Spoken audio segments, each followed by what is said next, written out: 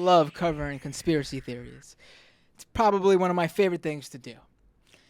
And what's coming out of Russia-sanctioned television and what's coming out of the state-owned TV in Russia and from the Russian government themselves, and, of course, your usual far corners of the internet, like Before It's News and Above Top Secret and Infowars.com. And Max Kaiser.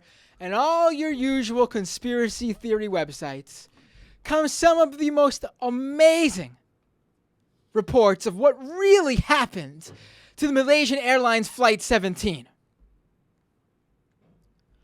For example, did you know that dispatchers summoned the plane to lower just before the crash?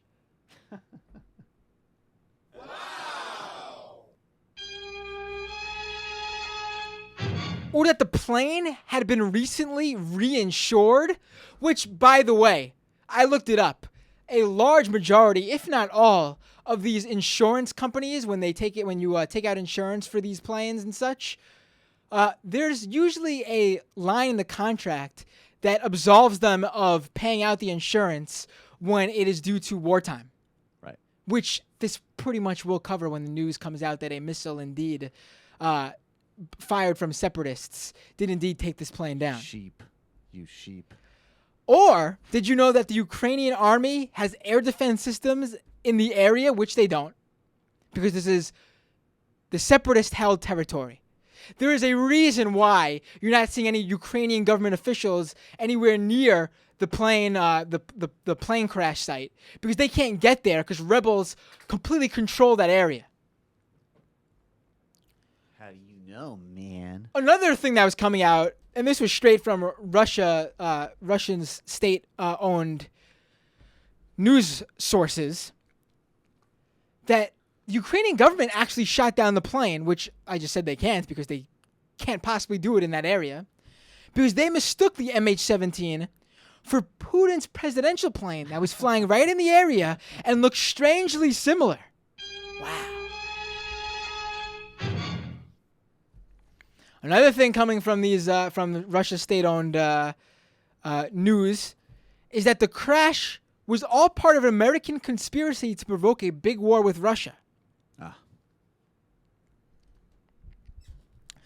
Also on Russia television, various experts are saying that there's no way an SA-11 missile system could possibly have downed the plane flying that high. And that because of that, the pro-Russian separatists couldn't possibly have done this. And here, this one to me might be the craziest one. The MH17, this is coming again from Russian media. The MH17 is actually, ready for this, Michael? Yes. It's actually MH370. Boom. That Malaysian flight that disappeared and we still haven't found. Oh, now we're talking. According to the theory, the plane didn't disappear at all.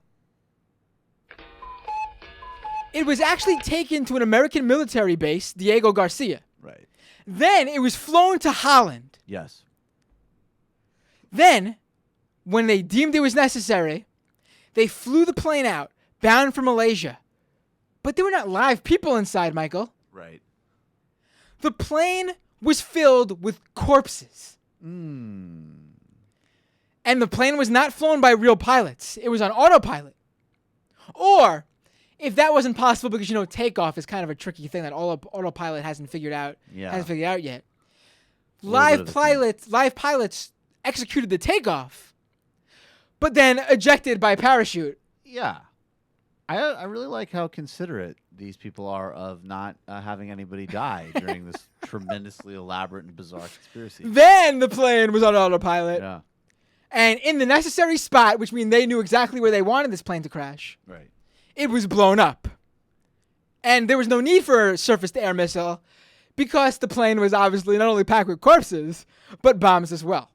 Right. And ready for this? How do you explain the passports? Because, as people on the scene, the rebels, have noted, the passports of the victim at the crash site all look brand new. even though there was an explosion and a fire. Well, in case you're wondering, the passports were tossed in after the crash. Yeah. Duh. Obviously. Duh. And, of course, the Facebook pages for all the victims, there's been Facebook pages popping up from different people who were on this flight. One of a Dutch man who took a picture of the flight before he boarded, who sadly, said, "This is what the plane likes if it disappears," alluding to MH17.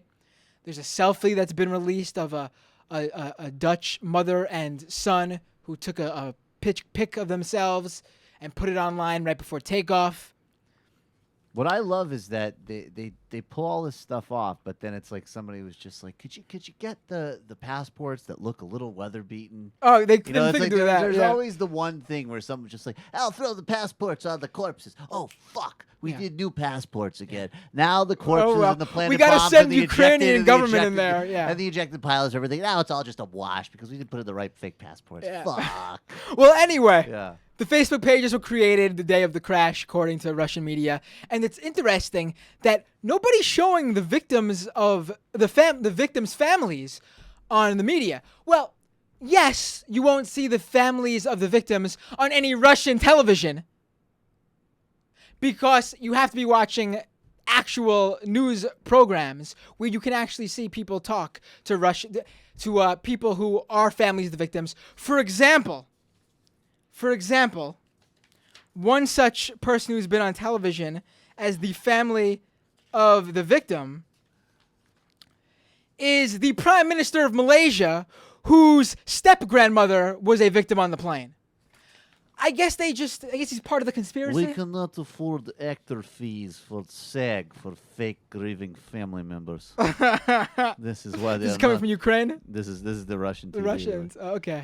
Alex Jones say all of the actors get paid very handsomely. We called to have fake actor on.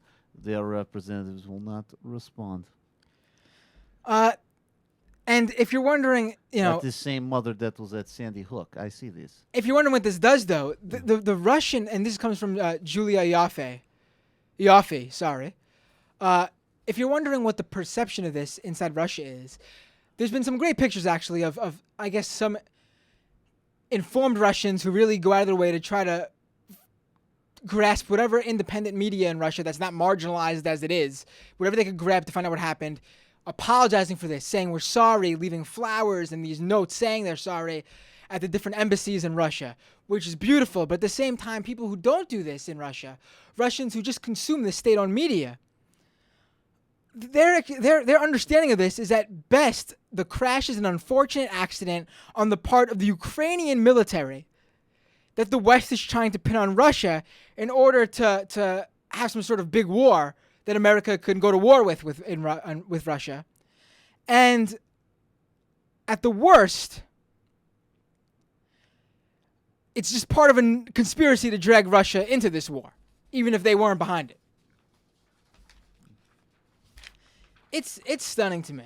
It really is that these conspiracies get out there. And a lot of these conspiracies be nothing more than simply being pushed by a news source, quote unquote, that's run by the state that the country that claims to have not have done it when they have done it. But then you get these sources like Before It's News, Above Top Secret, InfoWars, Max Kaiser, who are largely read by Americans or English-speaking people, and they report this stuff. And the crazies take it for word. That this must be what's really happening. Alex Jones used to have on this guest regularly named General Hamid Gul in Pakistan. And you're talking about a guy who is interesting to listen to, but literally headed the ISI during the last years that we were funding the Mujahideen with ISI, which is the Pakistani intelligence service, had credibly reported links with Al-Qaeda and Osama bin Laden, and was basically like a spokesperson for the Taliban. Yeah. And this was like Alex Jones. He'd be like, "Join us now, General Hamid Gul." And it was unbelievable. It was just like the pipeline of this type of propaganda through It's some of those amazing. It conspiracy really is. outlets is amazing.